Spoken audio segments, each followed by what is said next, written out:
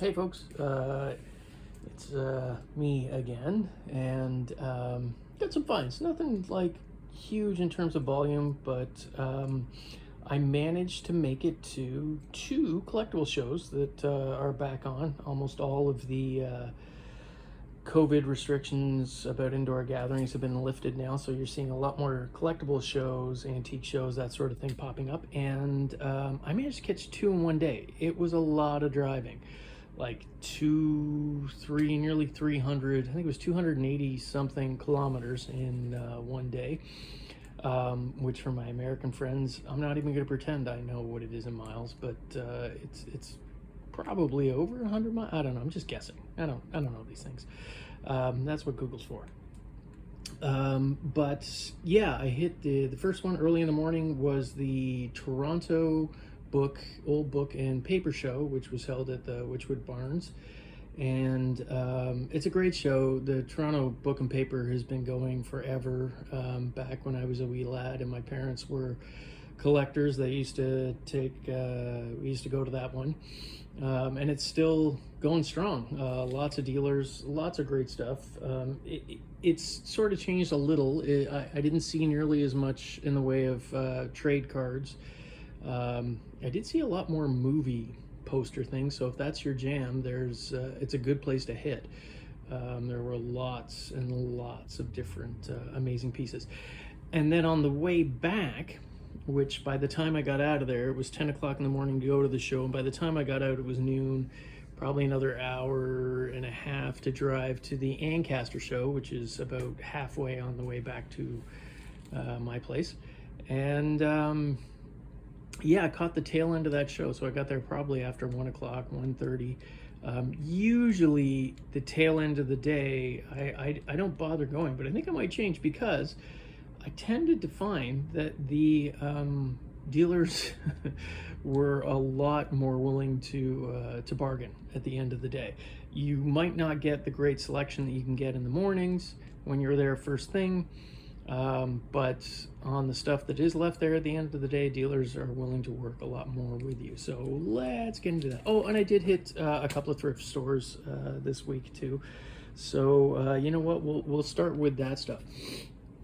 This was from the Value Village. There you go. You can see the price there. It's $30. It is a keyboard amp. It is by a Canadian company called Yorkville Sound. I haven't played with it yet. It has an onboard reverb. It has a mono stereo switch on it, which is kind of cool. It has the RVS speed control. Now, I'm not gonna lie, it's got slow and accelerate, so I'm gonna think that it might have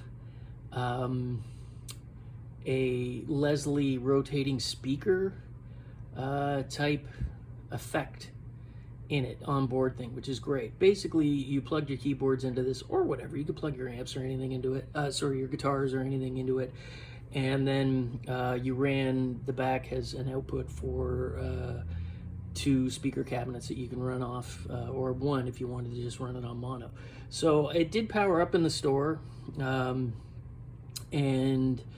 you know, I'm an old gearhead. I used to, when it was super cheap when I was in high school, buy effects pedals and guitars and amps and things like that as I could afford it back in high school. And so it still sticks. So this one, surprisingly, it was not in their showcase. Like usually guitar stuff, they stick in the showcase, but this was down on the shelf. I think they had no idea what it was. And for $30, you know what, it powers up.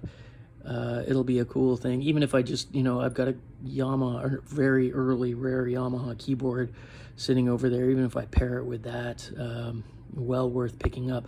I mean, I haven't been able to find a comp on it from Yorkville Sound, so I don't know what the value is, but I have a general idea that it's going to be worth at least 3-4 times what this is. If it's working, probably $300-400, I would imagine. But who knows? If nothing else, I get another cool thing that has a Leslie speaker modeler on it. So the other thing I grabbed at the thrifts was this awesome little, probably was a planter, but it's a walnut, sort of mid-century style little box. And it was probably used as a planter, but you know what it's really, really, really good for? Here, I'll show you. Oh my God. It is the perfect mid-century record stand. People are always looking for things to put their records in, and this one is great. It has a few dings, but those are pretty easily cleaned up. Even if you just touch them up with a tiny bit of matching paint in the corners. Walnut, very similar to teak in the way that it is fairly easy to spruce up. A very light sanding. You don't even need to use sandpaper. You can just use a steel wool in most cases, so long as there's no heavy staining or anything on it. And then an oiling, and it looks brand spanking. So the thing is, I'll probably end up keeping this one myself. I'm terrible for that. But this one's really great. And as you know, I do collect records. I've got a lot of them. And so this would go great right beside my my amp and turntable, so I can have the listen to these ones now box. Yeah. So the other thing I picked up, this, honestly, I don't know why I picked it up, but it is kind of awesome. It's in its original package, and I'm a sucker for that sort of thing. From a plastics company in Montreal, probably 1970s, I would say. It's a chair pad for the outdoor things. It is unused, and the pattern is just awesome. Like, look at that. Some sort of flower setup, but it screams 1970s. It's unused, and people there's sort of been wow, that was a super long pause. There's been a lot more interest in aluminum outdoor furniture from the 60s and 70s. Before, for a while there, it was going to scrap. But now people kind of, I think, you know, my business is nostalgia, and I think there's a lot of nostalgia for it. So this is just one aspect of it. Somebody might want this, or even just use it as a display piece, because it is pretty cool. It was, I think, like $3-4, which, you know, even if you just use it as a pad, it's got to be cheaper than what you pay new for things. So, and that was at Salvation Army. Okay, so we're going to talk about VHS tapes, and there is a constant ongoing debate about VHS tapes and value. There are some, if you go and look on eBay, that seem to sell for ridiculous prices, and I'm talking in the thousands for sealed VHS tapes. Original ones with the company watermarks and things like that. Here, you know what, we're gonna pick this up to show you what that looks like. When people are talking about the watermarks, you see that right there on the plastic almost. There's another one there. It'll usually say the company name on that. Those are what's referred to as watermarks. They're usually on the sides or the back, but they'll be on there somewhere. That way you know that is an original factory seal. It hasn't been resealed by a store, because that did happen on occasion. But you know, when you see the watermarks, 99% of the time you're gonna. This also has hype stickers on the front. I am one of the people who's really skeptical about the whole idea that VHS tapes carry thousands of dollars in value. There is a theory out there that some of those prices, because literally like $5,000 and $6,000 for some of these VHS tapes, that it might be a money laundering gig, and that is a possibility. eBay denies that kind of thing, but everybody knows it goes on there. But they do, some of them do carry some reasonable values, like $50, $60. So you really have to do your research and be very skeptical of the ridiculously high prices. If you're picking these things up for $1 or less, then it doesn't really matter one way or the other. You know, you're out $1 if worst case scenario. You get charged more for that for using your debit card at a bank machine. So in this case, this one does sell regularly for about $25 to $30 sealed. It was a reissue that was done when the Jurassic Park first movie came out, so sometime in the 90s. McDonald's had a bunch of what they considered classic videos that they had made available, and you could buy them at the store, and this was one of them. And whoever had it never opened it. It's a classic title, Back to the Future. Sci-fi titles do really well, and by well I mean, again, like $20 to $50 when sealed. And horror ones do really, really well. Some of the horror ones can go up into nearly $100 range. There are people who do collect them, and because of that, there are companies now that grade them, and some of the graded ones have gone near that $1,000 mark. I have a tendency to believe that a little bit more for high, because high graded anything in your 9 or higher range go for exponentially higher sales figures compared to ungraded things. So the debate is still out on VHS tapes. You can go on any of the sort of Facebook reselling groups, and at least once every 2 weeks the debate goes. Somebody will say, oh, I've got all these VHS tapes, I think I hit it big, and then there'll be all the haters, as the kids say, and it's just a back and forth. So it's a bit of a gong show. But just use common sense. Don't go out and pay $500 for a sealed VHS tape if you only see one that's sold for more than that. It probably isn't legit. So yeah, that's my 2 cents worth on VHS tapes.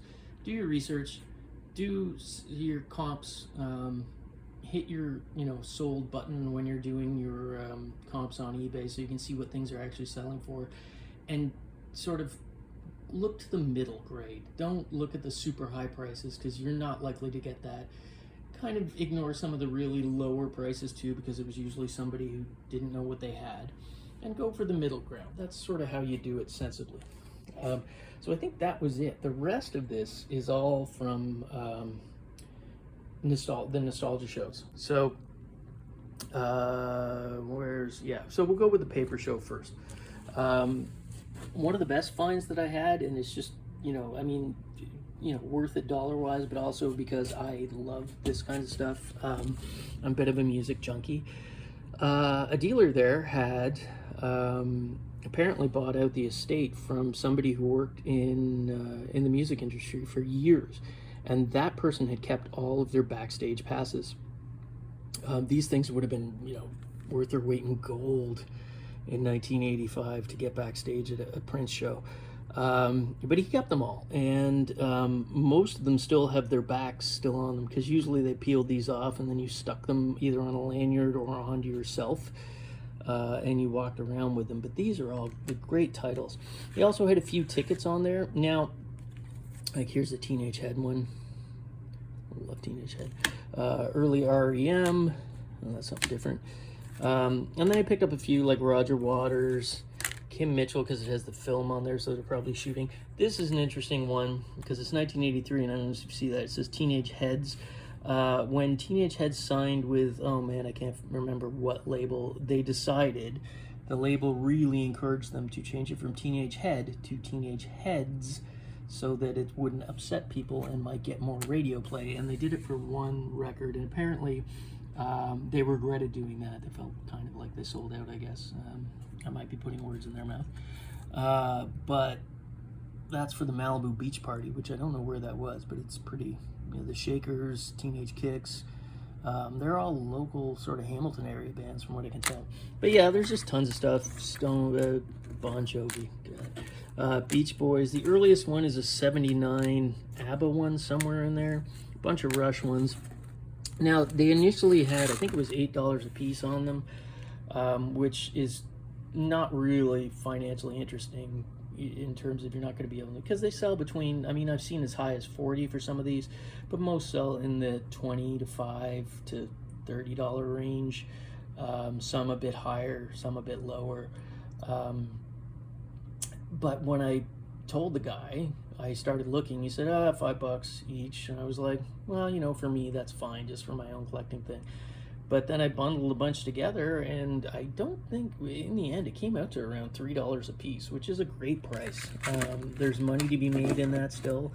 They're fairly easy to list, fairly easy to ship.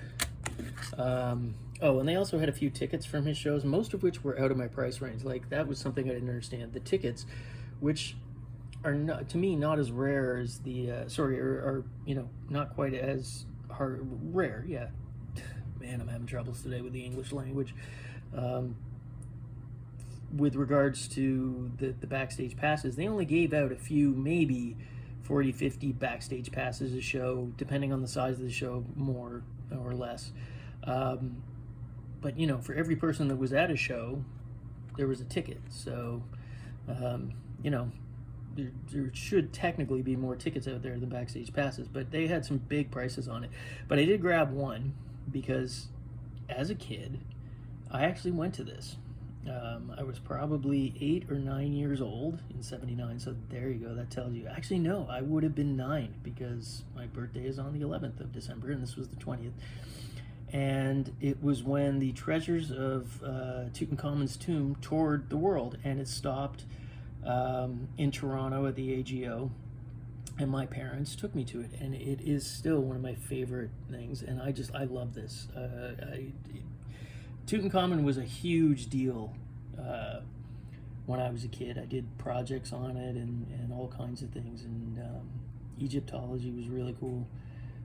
So yeah, this for me, nostalgia, great memory, plus he dropped it down again on price, so that was worth picking up. The rest, oh boy, there's an old man noise, is various paper lots. Now, you know about my obsession with paper, because again, simple to ship, and a lot of people don't know what the stuff is worth. So if you do some research and familiarize yourself with it, you can pick up some really great value.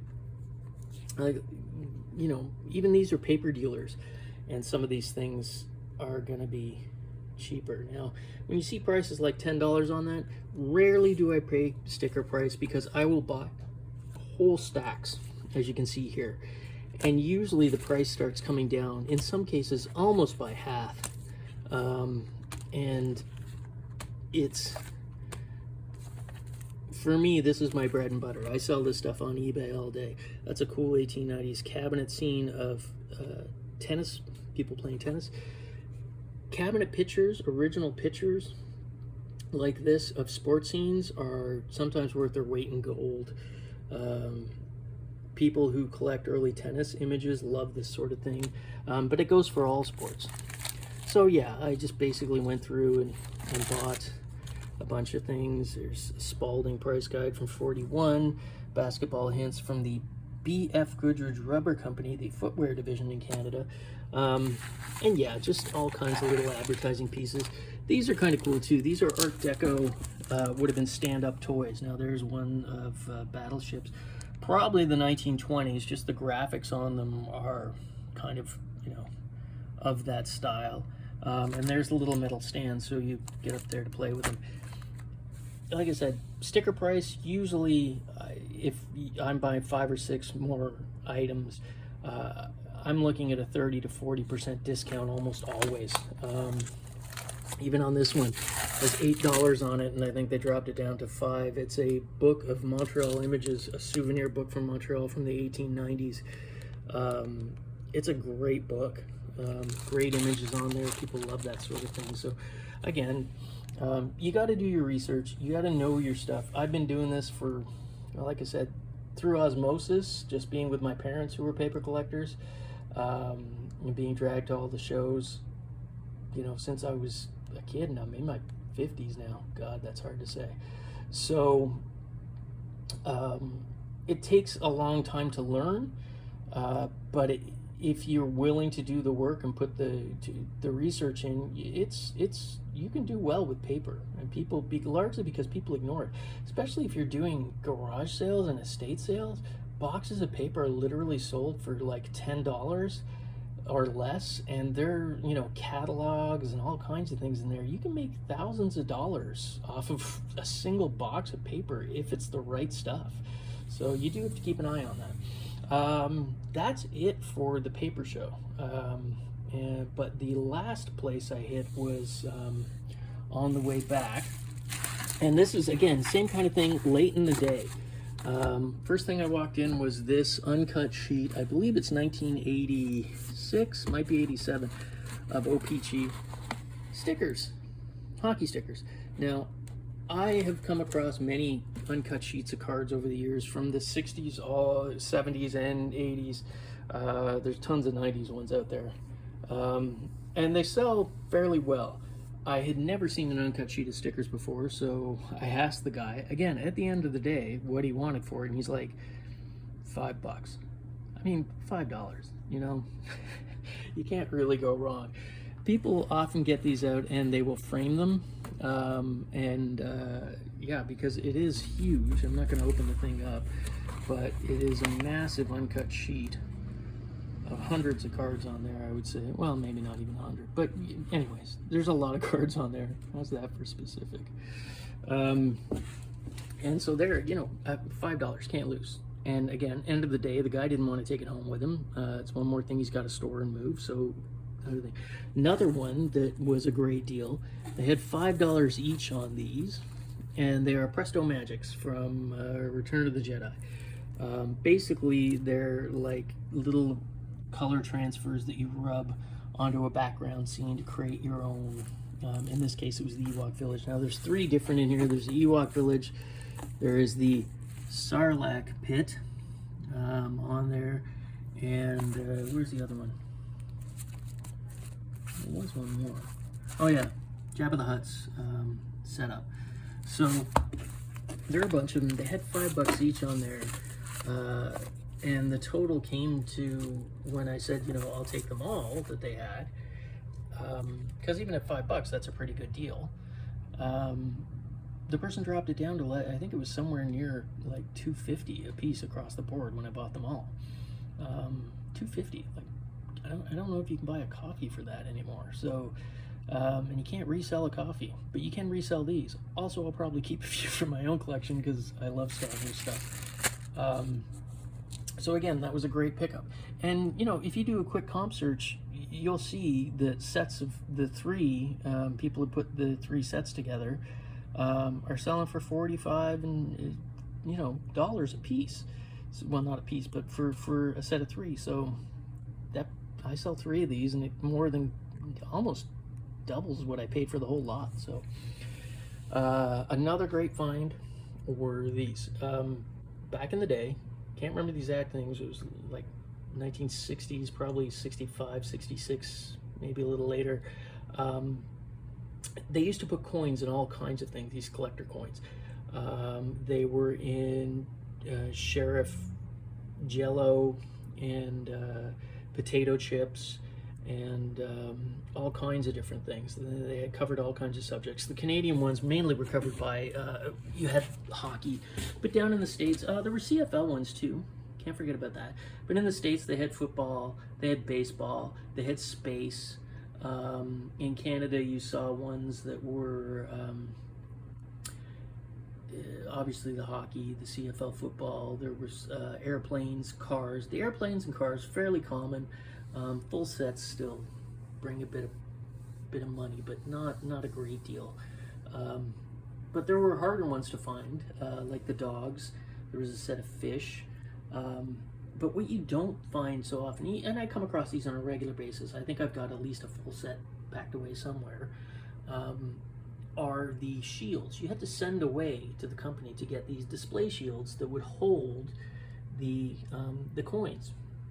And when I got there, the guy had these out on his table, and I always had a look. And, you know, the shields caught my eye.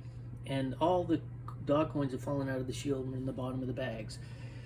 And there were 4. And I said to the guy, how much do you want for them? And he said $5 a coin. And I said, okay, that's, you know, more than I'd be willing to pay for them. And I was looking, and I'm like, well, okay, how much would each one be then? Each like a shield. I'm like, I can't count all the coins in the bottom, just ballpark me. And he said, I don't know, just give me $100 for everything. Which I know most people would be like, oh, you spent $100 on something like this? But yeah, I would. The display shields you can get easily 25, depending on condition, 25 to $40 a piece, easy. And then you had all the coins in the end. I didn't bother counting, but in the end, it was 69 or 68 coins, individual coins. So you're getting close to about $1.25 or less now. Again, my math's not great. Plus, there was an extra empty shield packed in behind one of them that I didn't notice until I got home. So, and 5 shields. So you're essentially, you know, getting the dog coins and 1 shield for free for $100, and you can still make money on the other 4. They're really great little coins too. They've got every kind of dog you could think of on there, and sometimes, well, a lot, when you're dealing with collectibles like this, it isn't always the coin collector who's going to be buying these, or the card collector or anything.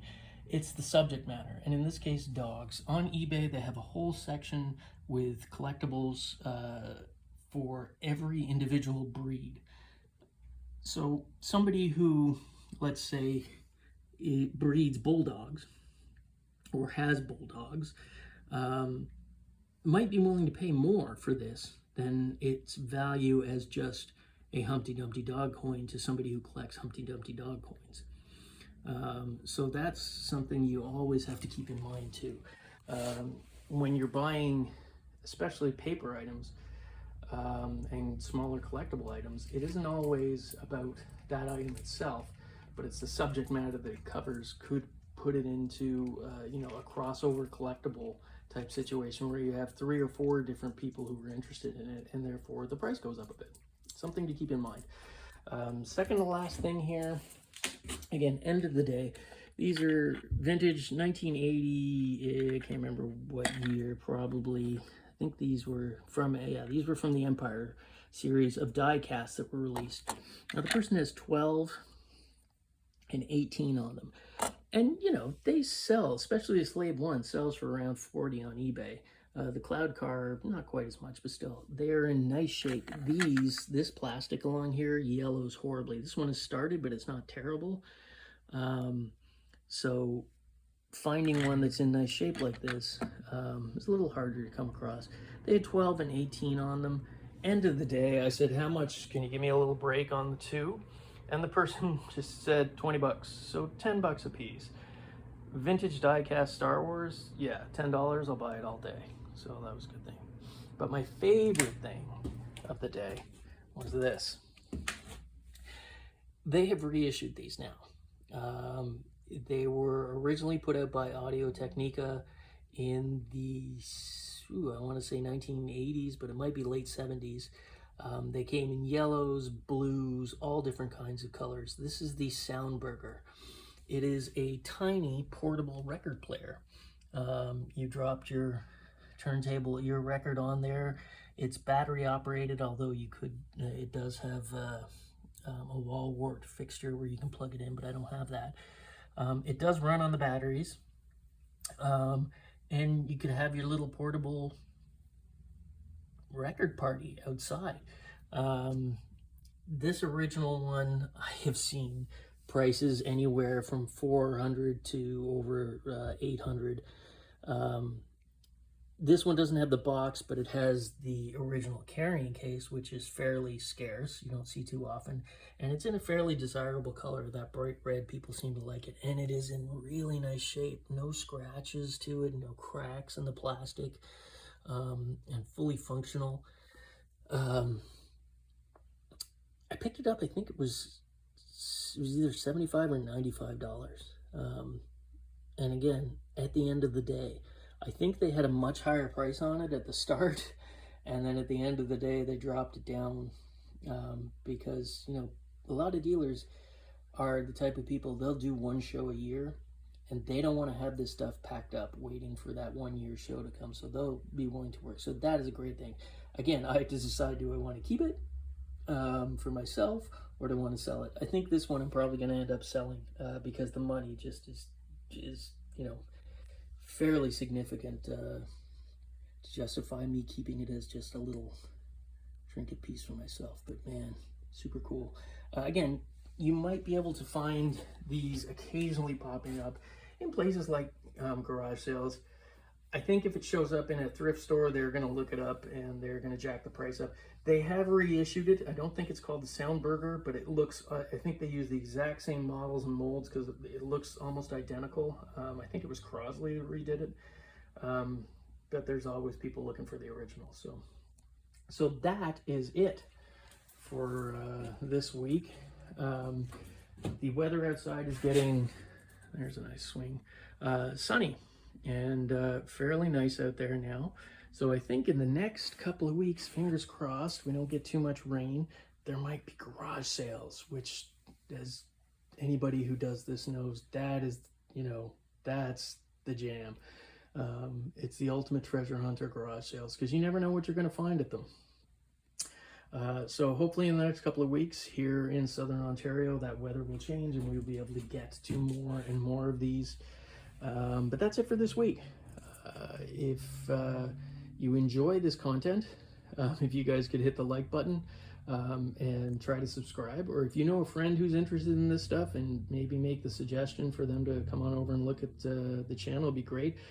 I have crossed that 100 subscriber mark, and it still baffles me that I know it's not a big deal for most people, 100, but yeah, that was kind of a big deal for me. My son thinks I'm a rock star now. So yeah, if you could like and subscribe, if you do it, it's just a little more encouragement. I'm going to do it anyways because I find this sort of thing fun.